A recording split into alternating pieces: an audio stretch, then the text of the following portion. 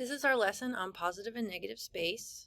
Our objectives are be able to observe and accurately define the negative space of a subject, and then develop skill in creating accurate proportions when drawing.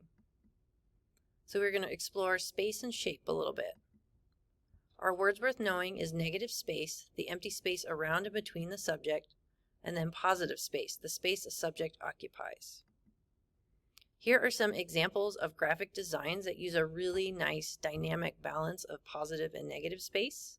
And you can see in some of the negative spaces, such as this N with the dog, the peacock, the negative space actually creates its own unique shape.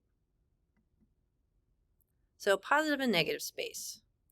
Positive space is the space that the subject actually occupies, so the subject. In this example, the black of the chair is the positive space. The negative space is the space around and between the subject. So in these chairs, it has really interesting negative space within the subject. So when you're drawing, you really need to be thinking about both to get accurate proportions. The Rubin vase or figure ground vase is a set of images developed by a Danish psychologist around 1915. They're meant to be ambiguous, so it is a nice play of the relationship between positive and negative space. So are you seeing the faces first versus the vases? So where do you see positive and negative space? So let's look at this picture of a squirt bottle. So remember, positive space is the space the subject occupies. So in this image, the squirt bottle is the positive space. So if we were going to just make it black and white, the black is the positive space. So that is the actual space the subject occupies. The negative space is the space around and between the subject.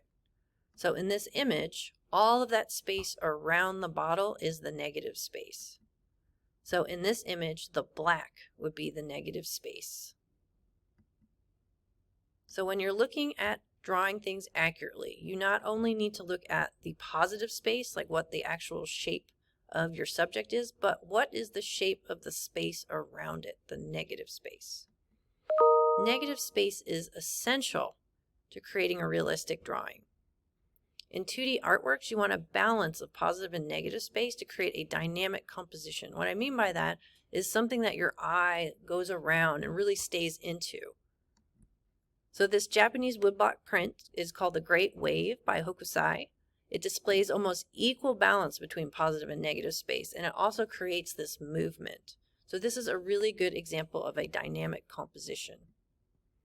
Negative space is also essential because it's crucial to being able to render realism in your drawings and establishing correct proportion.